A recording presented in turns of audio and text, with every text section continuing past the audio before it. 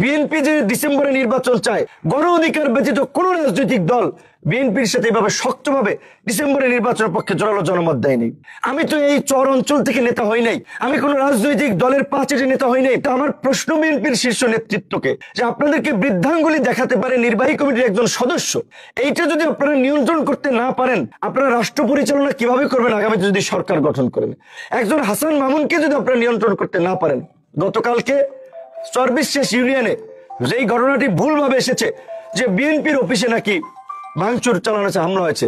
দেখেন আপনারা এখানে জাতীয় মিডিয়ার দেশের মানুষ, বিএনপির অফিস এই আমলে ভাঙচুর করবে এমন লোক বাংলাদেশে আছে? বিএনপির অফিস ভাঙচুর করবে?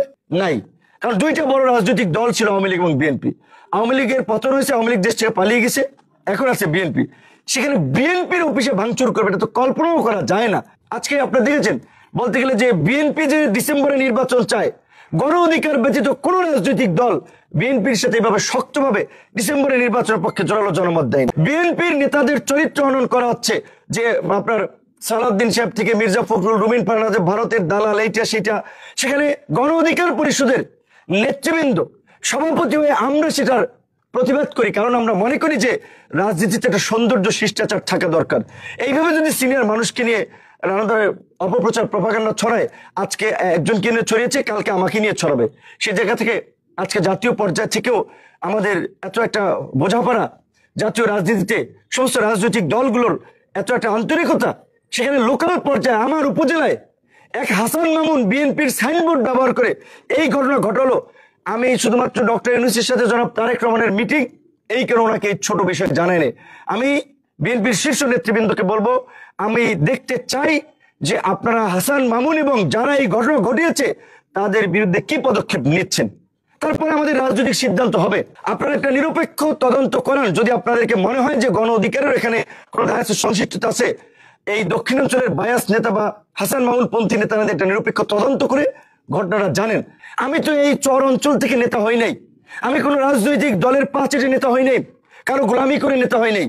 আন্দোলন সংগ্রামের মধ্যে দিয়ে আমরা বেড়ে উঠেছি, প্রতিকূল সময় রাজপথে লড়াই সংগ্রাম করে নিজেদেরকে তৈরি করেছি, কোন দলে যাই নাই, দল তৈরি করেছি। ঢাকা বিশ্ববিদ্যালয়ে 28 বছর পরে ডাকসুর ভিপি নির্বাচিত হয়েছি, একটা দলের প্রধান হয়েছি।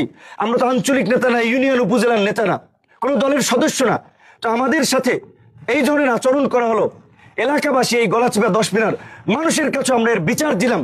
আপনারা এর একটা বিচার করবেন যে রাস্তায় এইভাবে গাছ ফালানো হয়েছে, এইভাবে ইট জড়ো করা হয়েছে, এবং এই যে পুরো জেলার, যেহেতু সে কেন্দ্রীয় বিএনপির সদস্য, তার তো একটা নেটওয়ার্ক আছে, এবং ছাত্র রাজনীতি করেছেন, কাটা লাইনেও যোগাযোগ আছে। তিনি সেই সমস্ত সন্ত্রাসীদেরকে ওইখানে জড়ো করেছিলেন, এবং আমাকে সেনাবাহিনীর লোকেরা, পুলিশ বলতেছিল যে ভাই পরিস্থিতি যা, আমরা এখানে আপনার নিরাপত্তা দিতে অক্ষম হচ্ছি, এই অবস্থা আমরা পরিস্থিতি কন্ট্রোল করতে পারবো না।